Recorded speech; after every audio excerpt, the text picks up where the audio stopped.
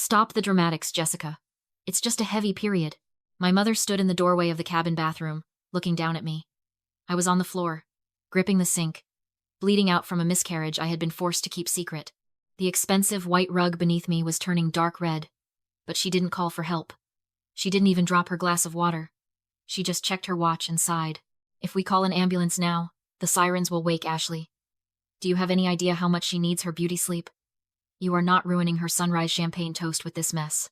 Just put a towel down and go back to your room. I realized right then that I was dying, and my mother was only worried about the carpet. I didn't argue.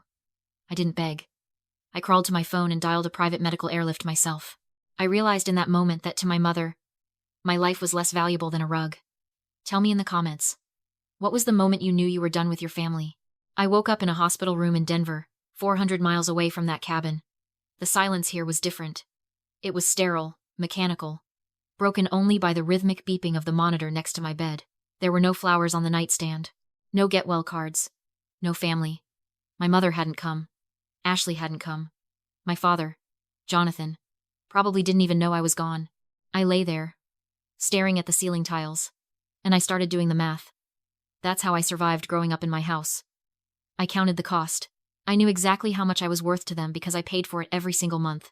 See, I wasn't just the black sheep of the family. I was the landlord.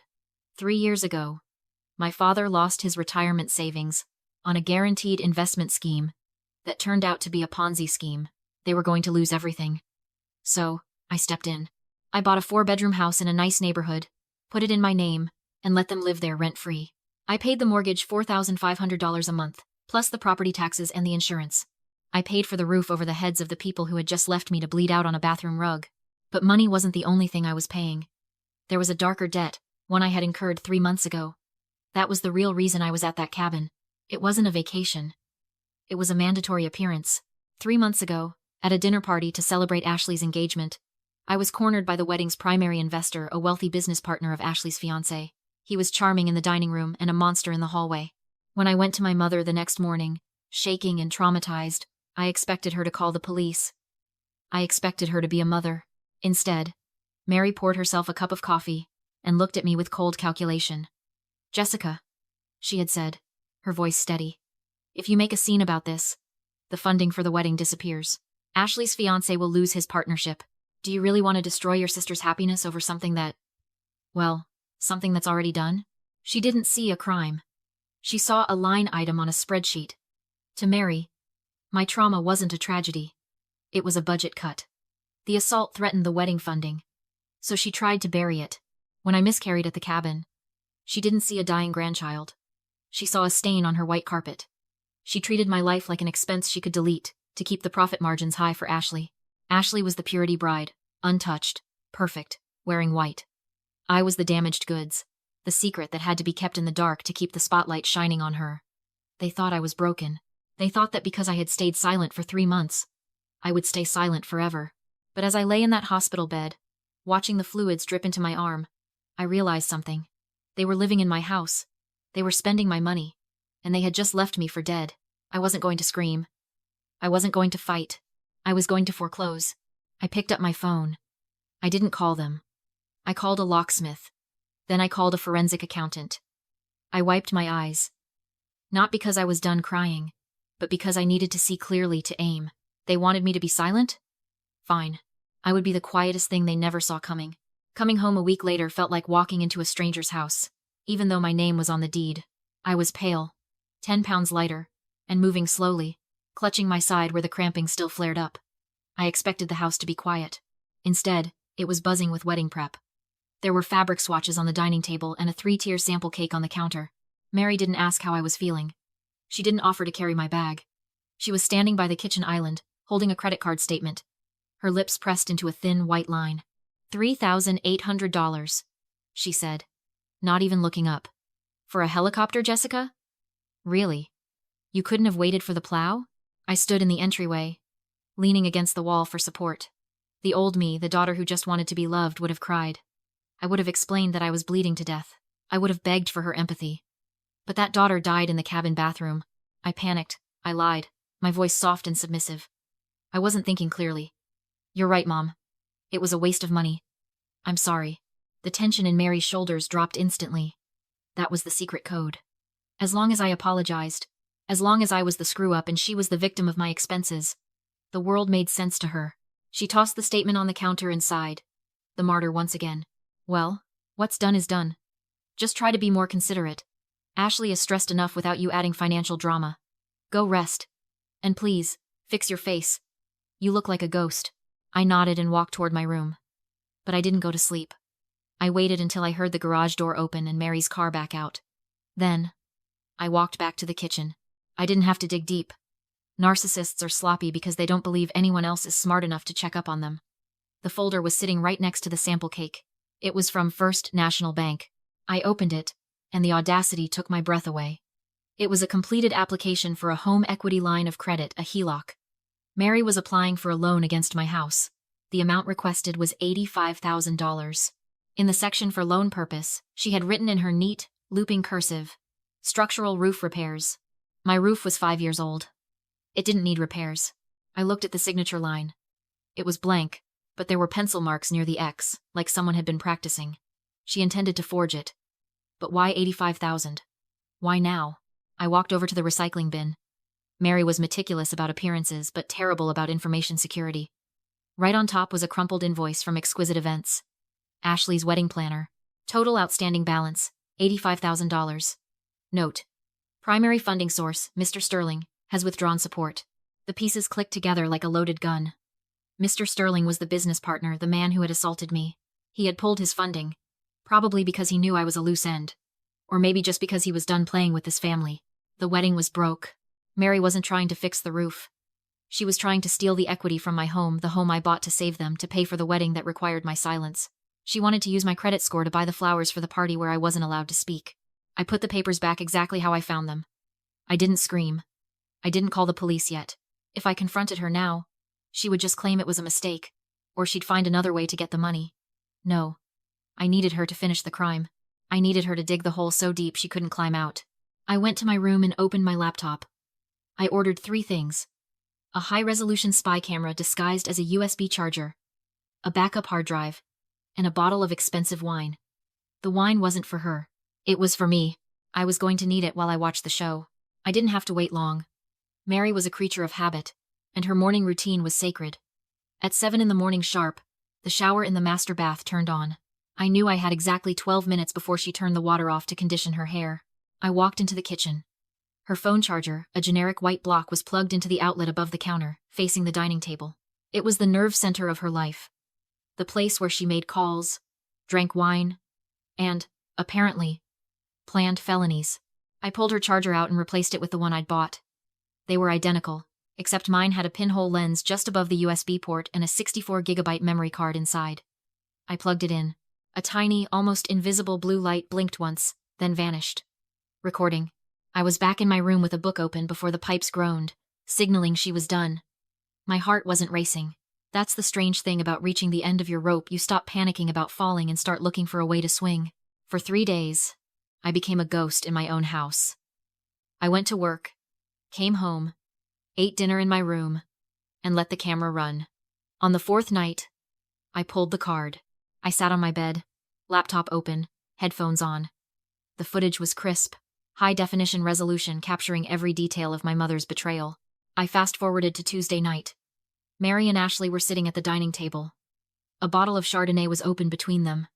The HELOC application was spread out in the center. "I can't get the loop on the J right," Mary complained, sounding frustrated, like she was struggling with a crossword puzzle. "Just do it messy," Ashley said, examining her nails.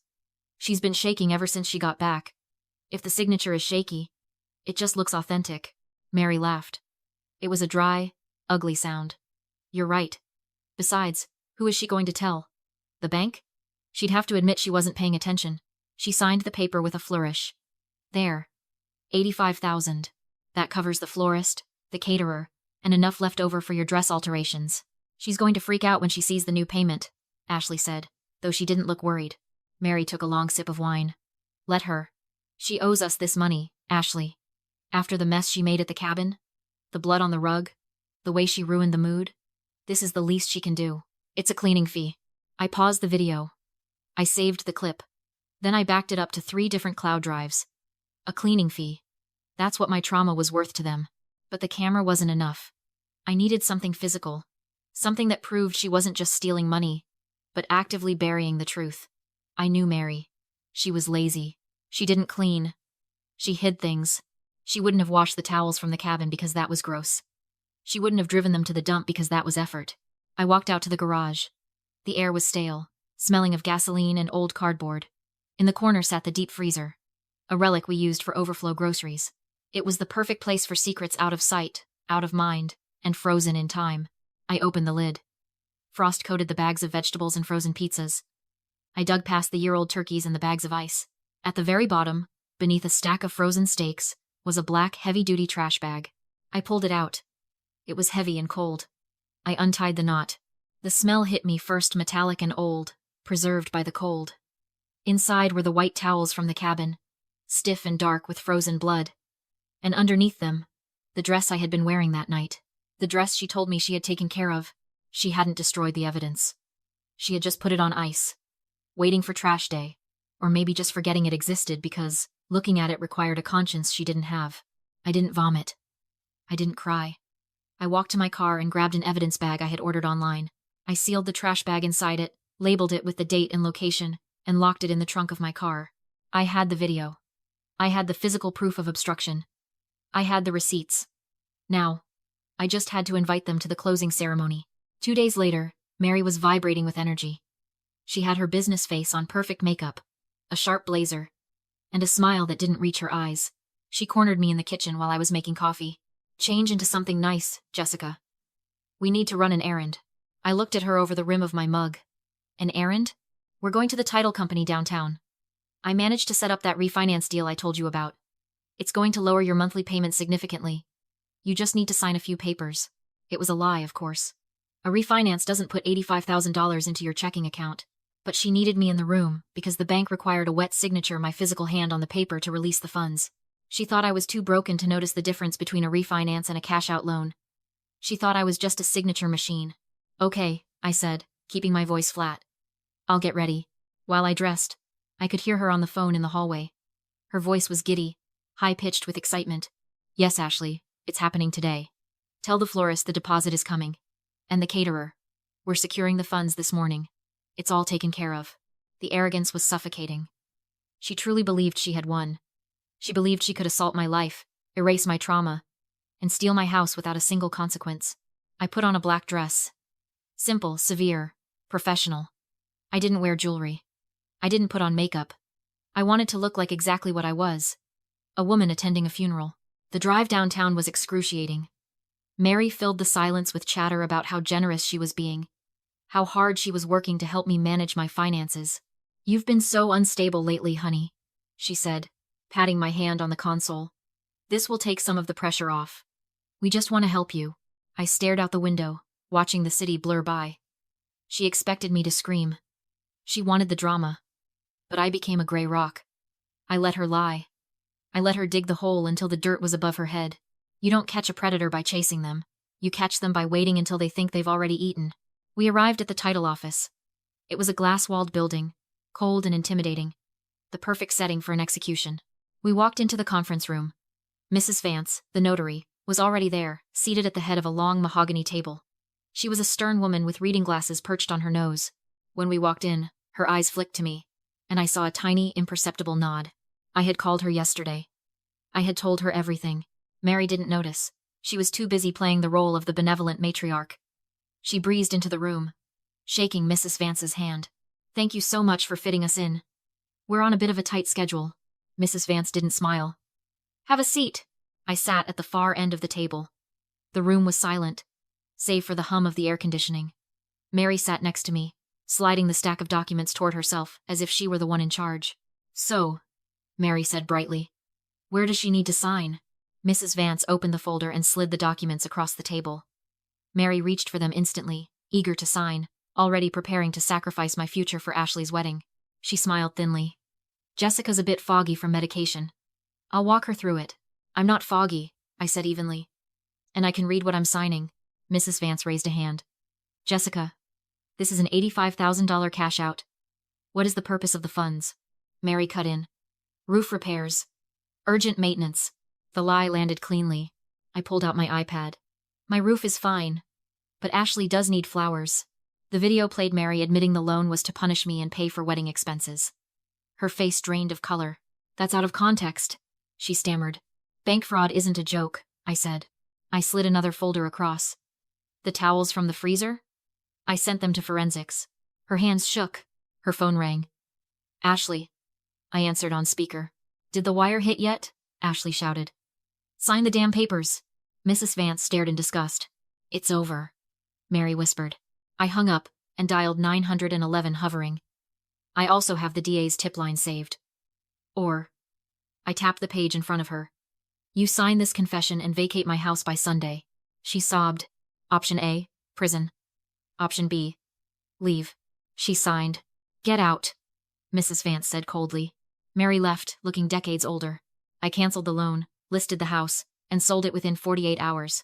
Ashley's wedding collapsed, vendors sued, her fiancé walked, and Mary lost her social standing when the fraud surfaced. She and my father were evicted exactly on schedule. 2 years later, I was free. Then a text came from a blocked number. Your father had a stroke. We have nowhere to go. There's blood everywhere.